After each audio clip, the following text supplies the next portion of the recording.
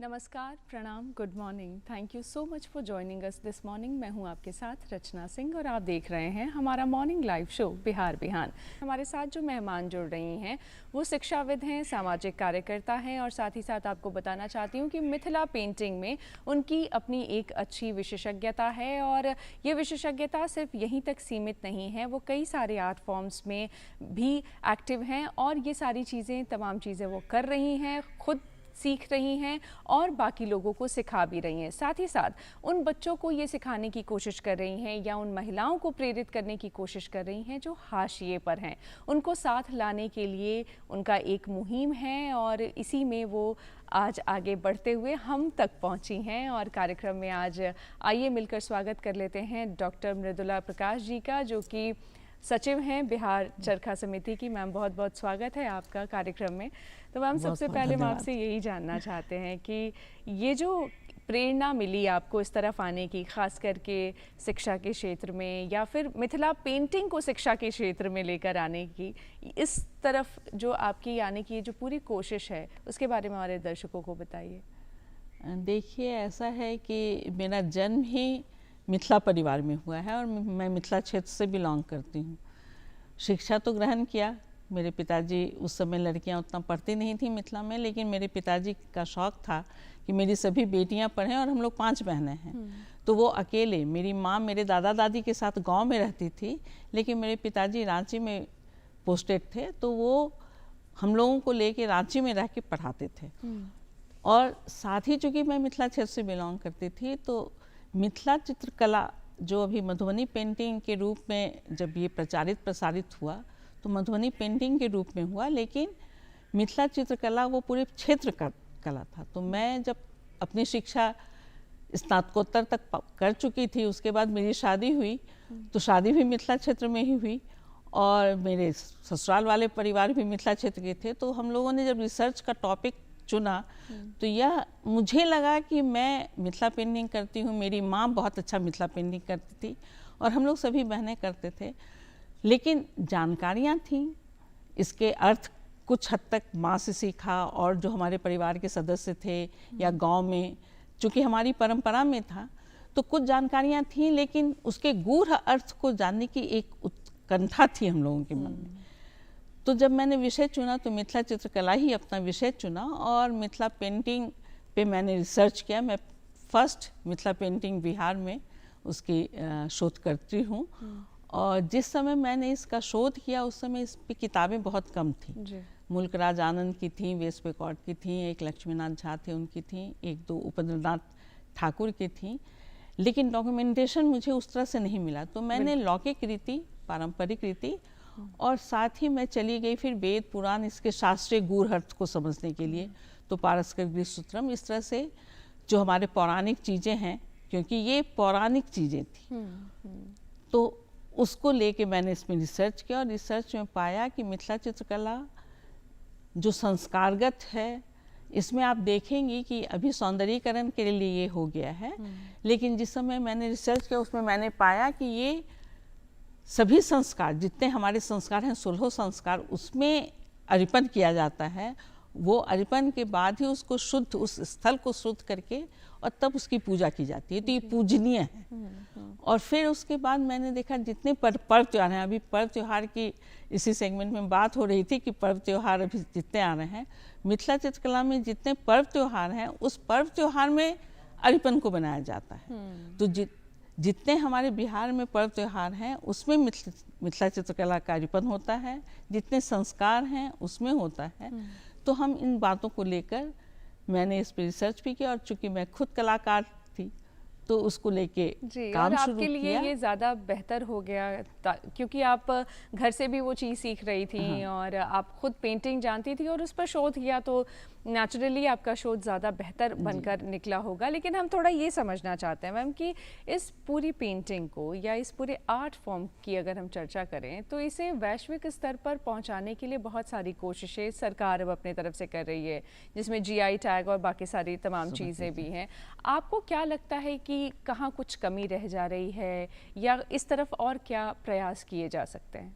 ये देखिए, ऐसा है कि वैश्विक स्तर पर भी मैं कहूँगी कि मेरे परिवार की परंपरा में मैंने माँ से सीखा और मेरी बेटी अभी यूएस में है। अच्छा। वो इस पेंटिंग को लेके वहाँ काम कर रही है।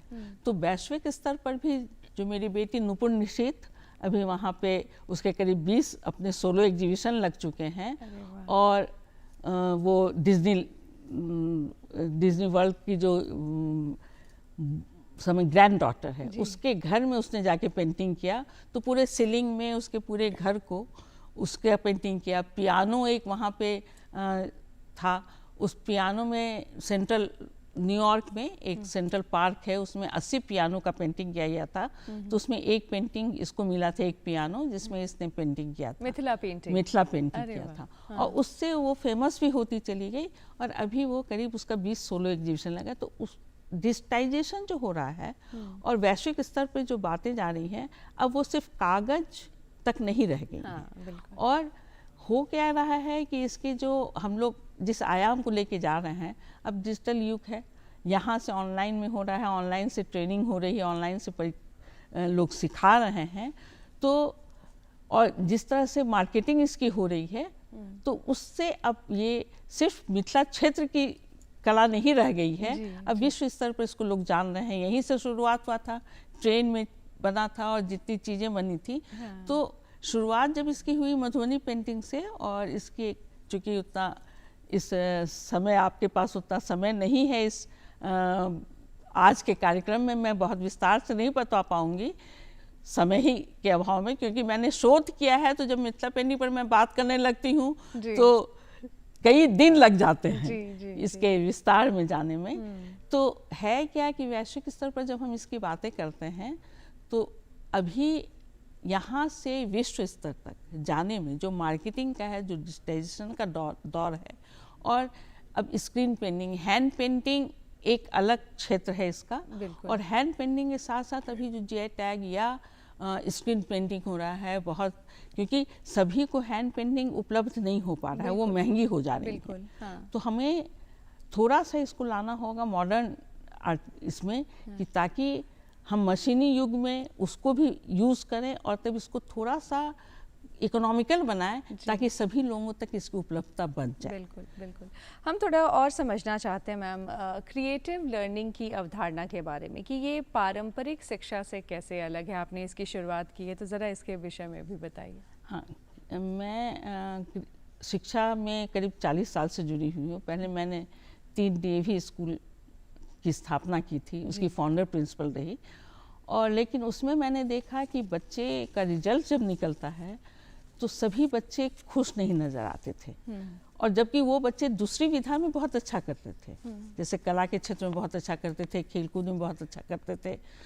तो मुझे लगा कि नहीं, हम लोगों को एक अलग संस्था भी बना लेनी चाहिए जिसमें मैं उन सभी विधाओं को जिसमें बच्चे अच्छा करते हैं उसको लेकर विद्यालय चलाऊँ। तो मैंने एक स्कूल ऑफ क्रिएटिव लर्निंग की स्थापना की है, और उसमें हम लोग क्रिएटिविटी को प्रमोट कर रहे हैं, क्योंकि सभी बच्चों में कोई ना कोई सृजनात्मक गुण है। और इस गुण को लेके हम लोग कैसे लेके चलेंगे, जैसे हम लोग का मानना है कि 8 तरह के इंटेलिजेंस होते हैं। हमारा सिस्टम क्रिएटिव लर्निंग जो है वो सभी इंटेलिजेंस को लेके चल रहा है, जबकि एजुकेशन सिस्टम जो हमारा चल रहा था वो है लॉजिकल और वर्बल ब्रेन के बच्चों के लिए। हाँ। तो उसमें जो मार्क्स बच्चों को आते थे वो बच्चे तो खुश नज़र आते थे, लेकिन जो कला के क्षेत्र में हैं, जो खेल कूद में हैं, जो इंटरपर्सनल हैं, जो ग्रुप में काम करते हैं, वैसे बच्चों को प्रमोशन नहीं मिल रहा था। तो क्रिएटिव लर्निंग की अवधारणा जो हमारी है वो है कि हम सृजनात्मक रूप में बच्चों को विकसित करें। सिर्फ लॉजिकल और वर्बल ब्रेन के बच्चों के लिए शिक्षा नहीं हो, उन सभी विधाओं में, शिक्षा में उन सभी विधाओं का समावेश हो। और इसमें हम लोगों ने 1997 में शुरुआत की स्कूल ऑफ क्रिएटिव लर्निंग की, लेकिन अभी NEP CBSE ने भी और बहुत प्रयास किया इस पे, और CBSE से मेरा एफिलिएशन भी है। NEP में भी अभी आप देखेंगे कि आर्ट इंटीग्रेशन को एजुकेशन में समावेश कर दिया गया। तो कला को शिक्षा में जो पारंपरिक चीज़ें हैं उसका समावेश करते हुए, इसलिए हम लोग मिथिला पेंटिंग को भी मैंने जोड़ा इसलिए इसमें कि मिथिला पेंटिंग में जितने अरिपन होते थे वो सभी शिक्षा के लिए होते थे। माँ बेटी को, जो बेटी अक्षर ज्ञान करने के लिए विद्यालय नहीं जाती थी, हाँ। उसको अरिपन के थ्रू सिखाती थी। तो इस अरिपन का मैंने माध्यम बनाया और अपने स्कूल क्या में भी बात है। शिक्षा में समावेश किया। बिल्कुल, तो शिक्षा और कला दोनों को का लेकर समागम हो रहा है। और ये अभी एनईपी भी ले आ रही है कि आपको हर एक सब्जेक्ट में आर्ट इंटीग्रेशन को इस तरह जोड़ देना है ताकि बच्चे, आप ऐसे भी देखिएगा शिक्षा में कोई भी चीज़ आप ग्राफ से सिखाइए, हाँ। आप प्ले वे मेथड में सिखाइए, आप गाना के थ्रू सिखाइए, रिदमिक ब्रेन के बच्चे कहाँ कैसे सीखेंगे? बिल्कुल। तो आप जब जिस विधा के बच्चे, आपके क्लास में 40 बच्चे हैं, 40 बच्चे 40 विधा के हैं, तो आपको सबके लिए समावेश करना होगा। और कला तो उसका बहुत बड़ा माध्यम है। बोर्ड में जब आप एक अक्षर भी है तो वो पेंटिंग है। जी जी। अब क ही हम लिखते हैं तो वो एक पेंटिंग है।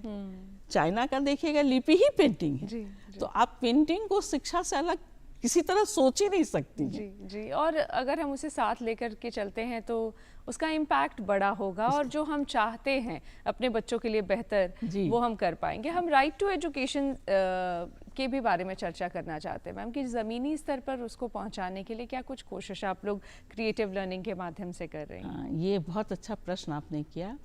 मैं बहुत प्रोजेक्ट चलाती हूँ और हम लोग अभिवंचित वर्ग के बच्चों के बीच में भी हम लोगों ने काम किया।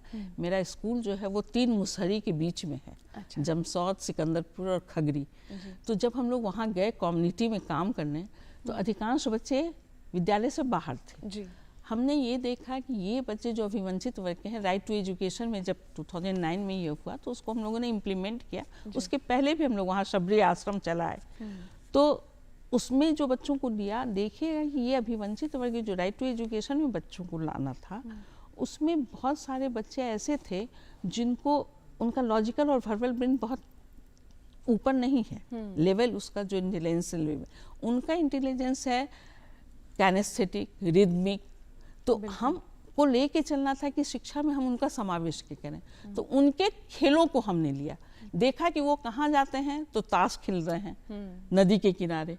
तो हमने क्या किया कि पढ़ाई में ही कार्ड ले लिया। अच्छा। ताश को खेल का माध्यम बना दिया और उससे मैंने वर्ण सिखाया, उससे मैंने मैथमेटिक्स सिखाया। तो जो बच्चे खेलते थे, जो करते थे, उसको ले लिया। अब उनका रेस है, वो टायर चलाते हैं, तो मैंने टायर रेस अपने स्कूल में शुरू करवा दिया। तो बच्चे हमारे स्कूल में आने लग गए।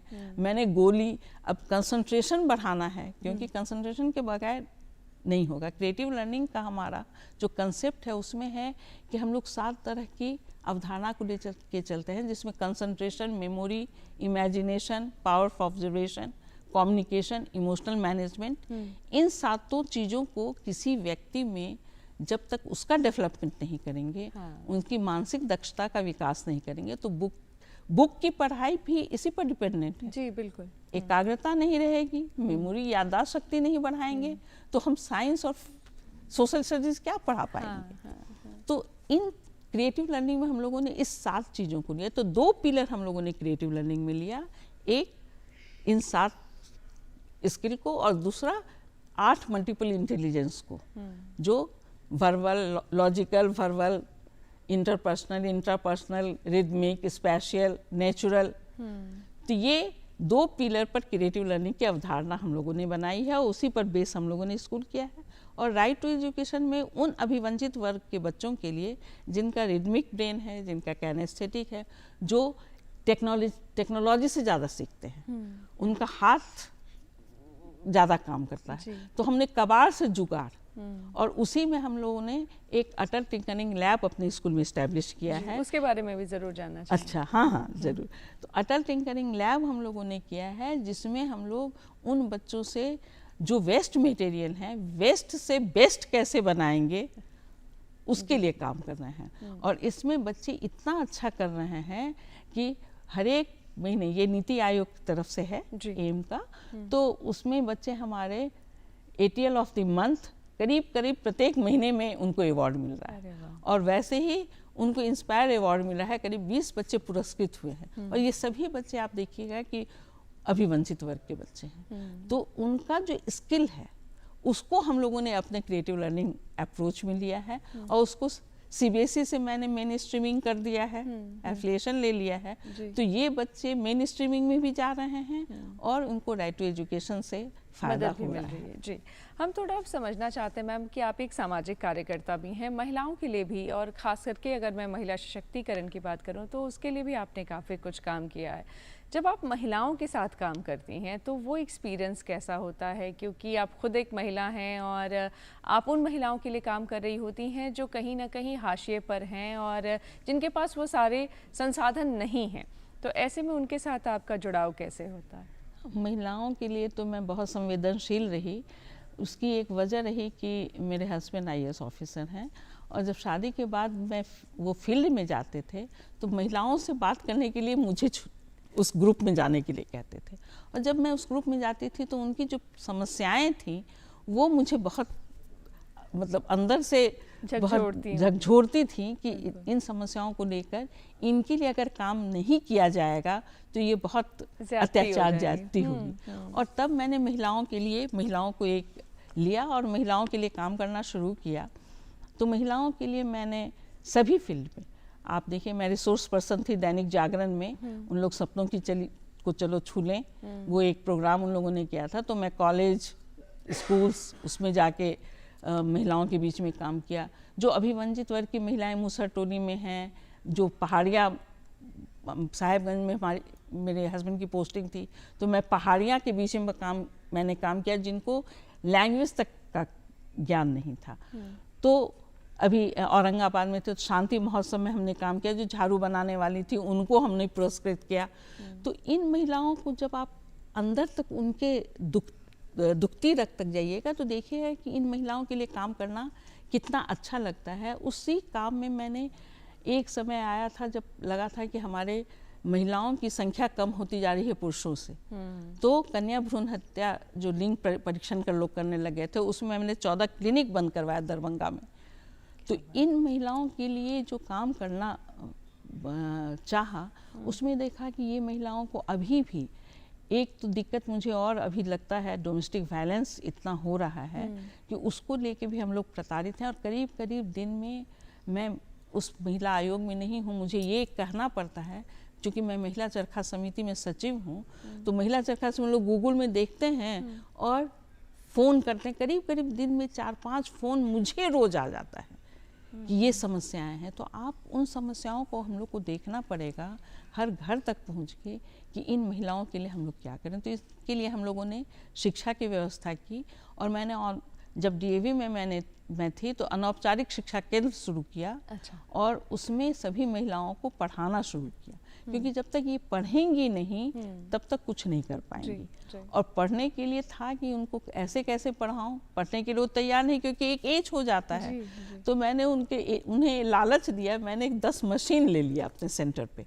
कि तुम मशीन चलाओगी, पहले 6 महीना कोर्स करो, क्योंकि मशीन चलाने के लिए तुम्हें चाहिए होगा कि तुम कैसे इंच टेप नापोगी, तो पहले 6 महीना का कोर्स करो, पढ़ाई कर लो, तब मशीन पे आ जाओ। तो इस तरह से उनको कुछ कुछ प्रोत्साहन देकर, क्योंकि एक एज के बाद तो उनको पढ़ने में झिझक भी होती है, ऐसे में थोड़ा ब्राइब करना पड़ता है तो हाँ, तो झिझक भी होती है कि अब मैं क्या पढ़ने जाऊं।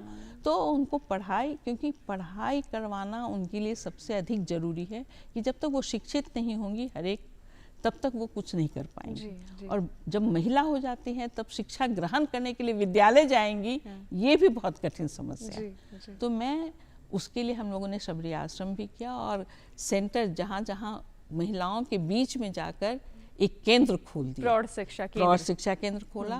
और उसमें जाकर रात में, शाम में, जब उनका काम खत्म हो जाता था, सुबह में जब 11 बजे के बाद वो काम निबट जाती थी, तो एक टाइम सेगमेंट लिया दिन का और एक रात का, और तब उनको शिक्षा ग्रहण करवाया, जागरूक करवाया, और साथ साथ कला के क्षेत्र से जोड़ दिया।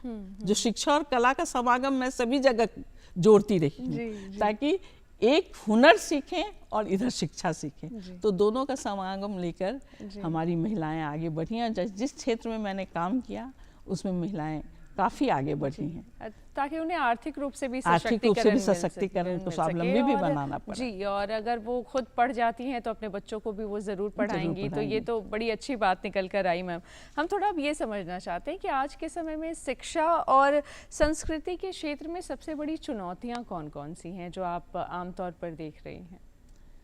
देखिए, शिक्षा और संस्कृति में एक तो ह्रास होता जा रहा है, हम लोग थोड़े से पाश्चात्य सभ्यता में चले जा रहे हैं।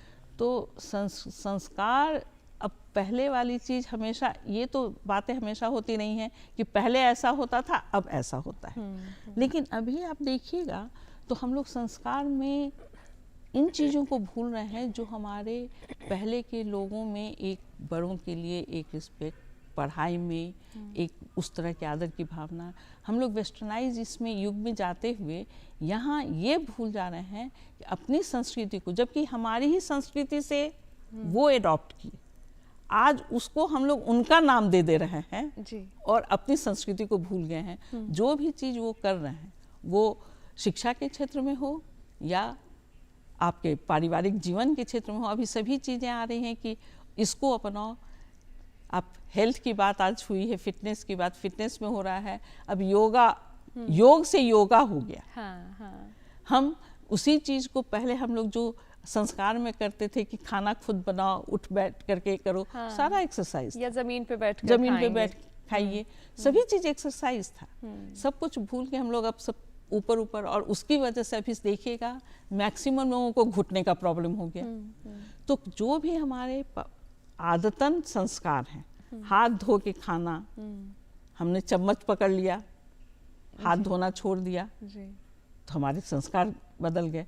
अभी जब हम फिर खाने की बात कर रहे हैं तो कोरोना में हम लोग हाथ धुलाने की बात कर रहे हैं कि कैसे हाथ बैक टू बेसिक जा रहे हैं। और वो बैक टू बेसिक हमारी भारतीय संस्कृति है, हमारी भारतीय परंपरा है, जिसको उन लोगों ने अपना लिया और हम उसको ले रहे हैं। तो हमें अपने पुराने चीज़ों का गौरव करना चाहिए और उन संस्कारों को लेके अपने बच्चों को भी मोटिवेट करना चाहिए, प्रोत्साहित करना चाहिए, और उसकी जो खूबियाँ हैं उसको लेकर अभी भी आगे बात बढ़ानी चाहिए। अब हम लोग फिर से जा रहे हैं उस ओर, तो यह देखकर मुझे खुशी होती है कि हम फिर पुराने संस्कारों को अपना रहे हैं।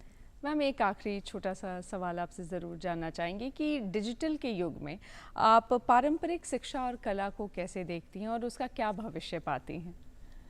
डिजिटल युग में देखिए, एक तरफ लोग कहते हैं कि डिजिटाइजेशन होगा तो शिक्षा दिक्कत हो जाएगी, लेकिन मुझे लगता है कि जैसे जैसे प्रोग्रेसिव माइंड हमें रखना चाहिए, और अभी एआई का ज़माना आ गया, टेक्नोलॉजी का ज़माना आ गया, सभी चीज़ें आ रही हैं, तो उसे अपनाते हुए हमें शिक्षा को लेके चलना चाहिए। क्योंकि अपनी सृजनात्मकता, लेकिन उसके बावजूद हमारी सृजनात्मकता कम नहीं होगी। वही व्यक्ति एआई में भी अच्छा करेगा जो खुद सृजनशील होगा, जिसकी अपनी कल्पनाशीलता अच्छी होगी। अदरवाइज वो एआई को भी नहीं अडॉप्ट करेगा, टेक्नोलॉजी का भी इस्तेमाल सही रूप से नहीं कर पाएगा। तो हम ये उससे घबराना नहीं है।